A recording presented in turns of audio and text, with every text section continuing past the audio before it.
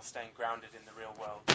Today, we're looking at a truly provocative paper by Eric Wahlberg titled Sacred Economics Part 3, Using Money to Destroy Money. Now, just as a quick reminder, I'm presenting Wahlberg's arguments neutrally. I'm not endorsing them or claiming they're the ultimate truth. Academic research is about discussion and exploration, not dogma. So think of this as an invitation to consider, new perspectives. So what is the core question Wahlberg is tackling here? Basically, he's asking, can we creatively and maybe even joyfully use the tools of money and economics to actually dismantle their most corrosive aspects?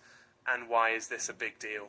Because, he claims, we're currently trapped in a global economic system that turns everything, including the planet's air and water and, wow, even our own minds, into dollar signs. According to Wahlberg, this constant monetization destroys the commons, saps our sense of community, and drives, endless debt and inequality. All right, that's heavy, but is there a way out? Wahlberg thinks so, and his essay is both a critique and a sort of call to arms, or maybe a call to garden tools. Either way, he wants us to rethink our whole story of self and world, as he puts it. Let's get into some key arguments and findings. Wahlberg starts by painting this vivid history. He describes how the US, for example, was built on privatizing once shared land. He connects that process to high interest rates, debt, and a relentless pressure to keep growing the economy. But here's the twist. He argues that this isn't, natural law. Instead, it's a social story, maybe even a myth, that we continually reinforce, sometimes even when we think we're helping. You get these paradoxes, right?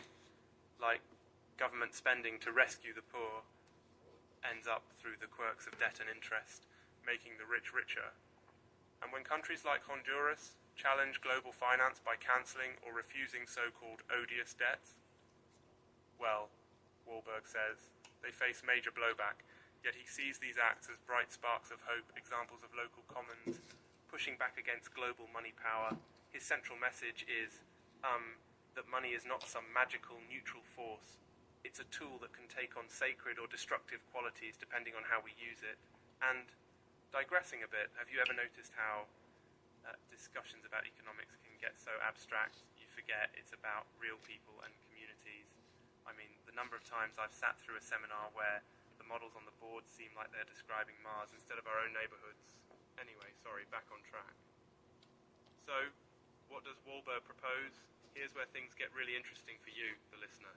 First, he's big on the idea of demonetizing parts of your life.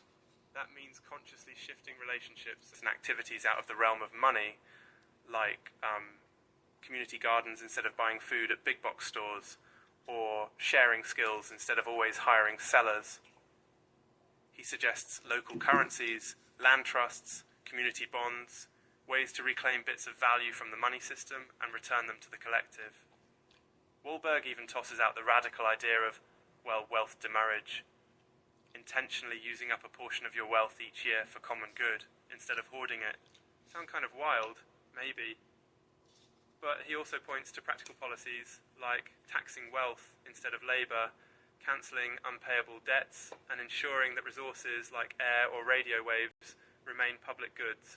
And he's big on collective action, joining local clubs, supporting alternative currencies, defending the natural environment.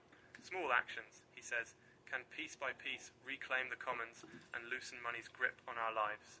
But listen, this is all one perspective. Wahlberg is intentionally idealistic, and there are plenty of counter-arguments and very real complexities, right? The paper isn't saying everything will suddenly be sunshine and rainbows if we abolish interest. He's pushing us to imagine new stories and try new approaches, especially as business as usual faces crisis after crisis. So, as you head into your day, maybe on your commute or walk, or, hey, while you're tending your tomatoes, consider, where do you see the money economy showing up? Could you demonetize some little corner, not as an all-or-nothing thing, but as an experiment like Wahlberg suggests? And again, please remember, these are Wahlberg's arguments, not mine, and not the definitive last word. Academic research is about testing ideas, pushing back, seeing what resonates, what needs rethinking. So that's a lively look at Eric Wahlberg's Sacred Economics, Part 3. Thanks for joining me today on In Depth with Academia. Until next time, keep thinking, keep questioning, and maybe, just maybe, give someone a gift that money can't buy.